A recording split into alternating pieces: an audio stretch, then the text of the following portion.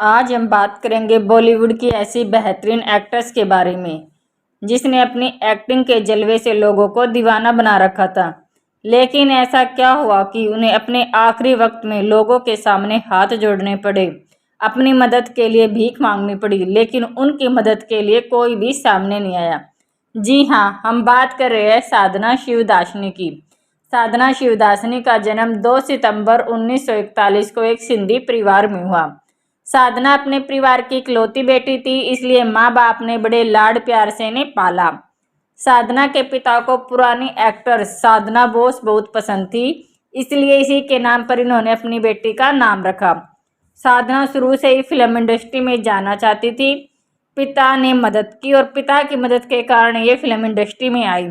तो इनकी सबसे पहली फिल्म थी श्री 420, जिसमें एक गाना था, इचक दाना बिचक दाना दाने ऊपर दाना।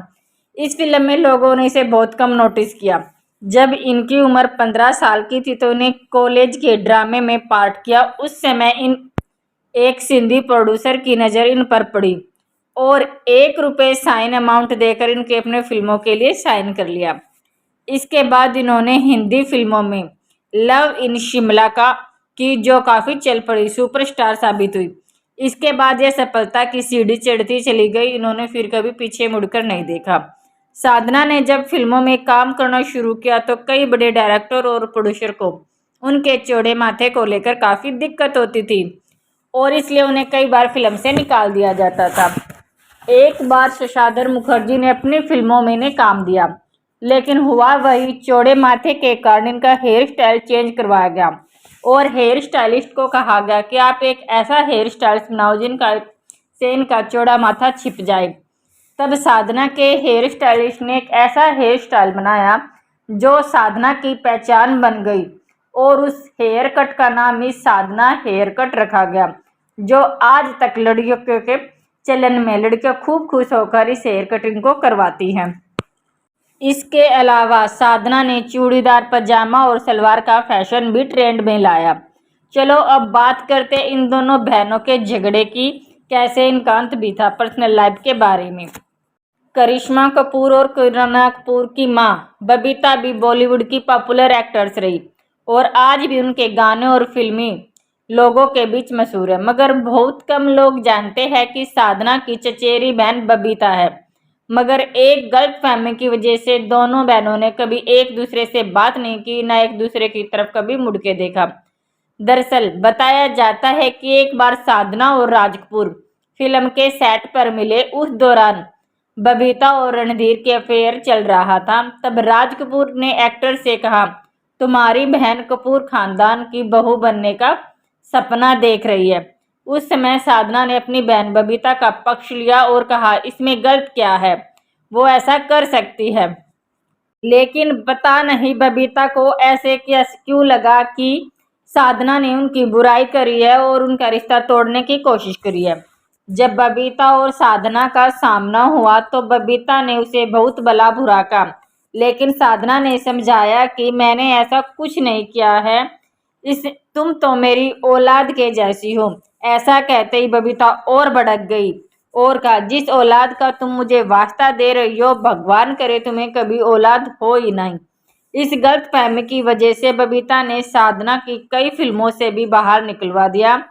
बबीता इस पर भी नहीं टली। रणधीर कपूर और बबीता की शादी होने के बाद भी बबीता उनके लिए मुश्किलें खड़ी करती रही।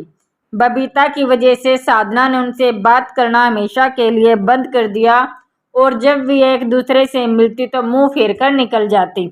अब आपको बताते हैं साधना के प्यार के बारे में।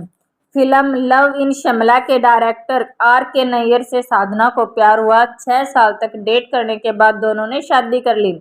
साधना के घरवाले इस शादी के खिलाफ थे क्योंकि R.K. नैयर उम्र में उनसे काफी बड़े थे, पर बाद में फैमिली वालों ने हाँ कर दी। R.K. नैयर के साथ साधना बहुत खुश थी।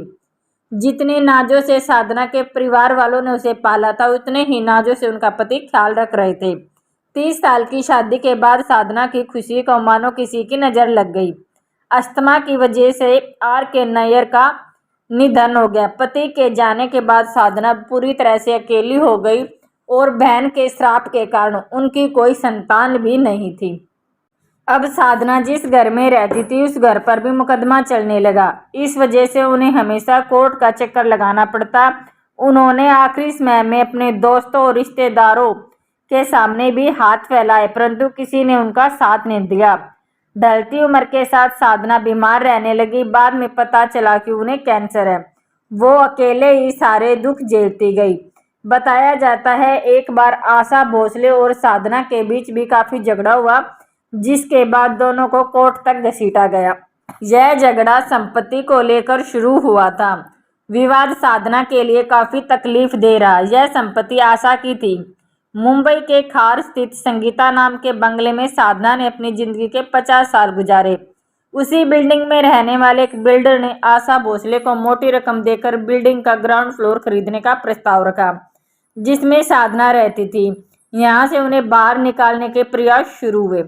इतनी बड़ी रकम सुनकर गायिका उस घर को बेचने को तैयार हो गई, लेकिन बिल्डर यूसुफ लक्कड़वाला ने साधना को निकलवाने के लिए तरह तरह के हथकंडे अपनाने शुरू किए। उनके साथी तब भी जान पड़ते घर की छत या बगीचे में उन्हें जाने की इजाजत भी नहीं थी। हाँ, तो यह भी कहता है कि अभिनेत्री को जान से मारने की धमकी भी दी गई। इसी दौरान साधना ने अपने दोस्त और फिल्म इंडस्ट्री के लोगों से काफी मदद मांगी। यहाँ तक कहा जाता है कि उन्होंने अपने फैंस तक गुहार लगाई कि कोई उनकी सहायता करने के लिए आगे आए, लेकिन कोई आगे नहीं आया। अंत में साधना ने पुलिस की सहायता ली और एक शिकायत लिखवाई। इसके बाद पुलिस ने उस बिल्डर को गिरफ्तार कर लिया। सलीम खान और महेश भट्ट ने सहायता करने की कोशिश की, लेकिन कोई सफल परिणाम न निकल सका। अंत में इन सभी दुखों को झेलते हुए सिसक सिसक कर तड़प तड़प कर साधना की मौत हो गई। तो आपको क्या लगता है कि इन सब का कारण क्या है?